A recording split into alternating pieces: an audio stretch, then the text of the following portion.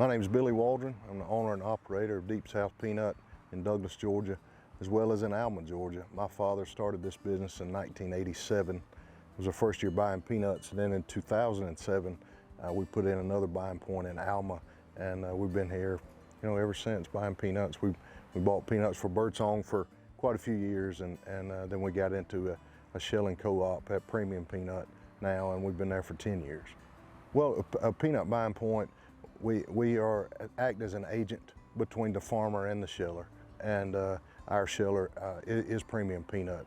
Now those farmers bring us those peanuts, and we'll grade them, based on quality and those kind of things, and we'll process them, dry them, clean them if it needs to be done. On last Thursday, Hurricane Helene hit in Coffee County, and we spent that day, Thursday and the day before on Wednesday, preparing as best we could. This never happened in our area, so I think 100% of the community didn't know what to expect. Wasn't this, that's for sure.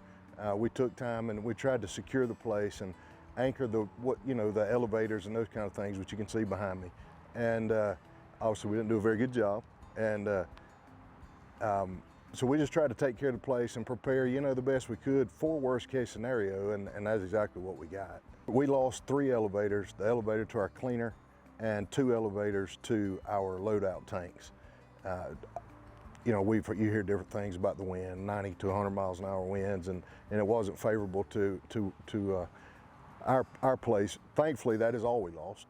We didn't have any damage to any dryers, any dryer sheds, or even our warehouse there behind me.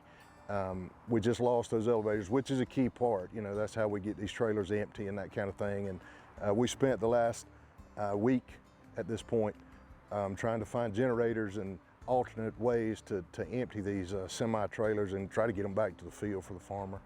So, last Friday morning after the storm came through, we were dead in the water. We didn't have any power. We didn't have any natural gas to run our dryers. Our elevators were gone. And here we are a week later, and we've come up with some innovative ways that we're still trying to figure out on how to replace those elevators. Our dryers are running, and hopefully with a little luck we'll have power here in the next day or 2. We're currently being operated by 5 generators. We have a generator on our office that runs our grading room and our office. We have one on our sampler where the federal state will pull the sample of the peanuts, and we have one on our warehouse and one on our cleaner. And so that's just kind of where we are. We're about 40% capacity. I don't think we'll ever get to 100% because the window of harvest is so small at this point, but we're about 40%. If we could get those elevators up and running in the next 2 to 3 weeks, we could get to 60 or 70%, and we'll get it handled. But it's just going to be very different. I've tried to warn all of our customers that it's just going to be a very different harvest for us, and but we'll make it. These farmers are resilient people. South Georgians are resilient people, and we've seen a great example of that in the last week.